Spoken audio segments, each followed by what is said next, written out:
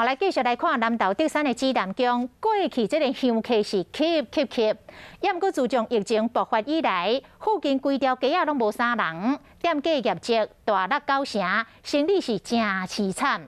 即摆疫情豆啊平稳，虽然真侪民众希望会当早日来解封，也毋过指南宫的主委庄秋安的看法，伊是讲这个香客变少，但是庙方的营运无受到影响，希望等疫情稳定了后再来解封。安尼较妥当。过去拢真侪人的竹山指南宫，因为疫情变严重，今年头一摆取消，互民众排队领钱母的活动。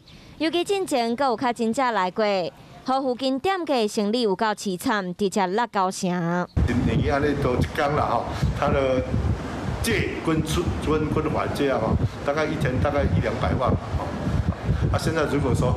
就大概就是1-20万都不到了。庙方这边就是那么多人来哈，我们庙方也多多少少有一些基金嘛哈，就不会影响。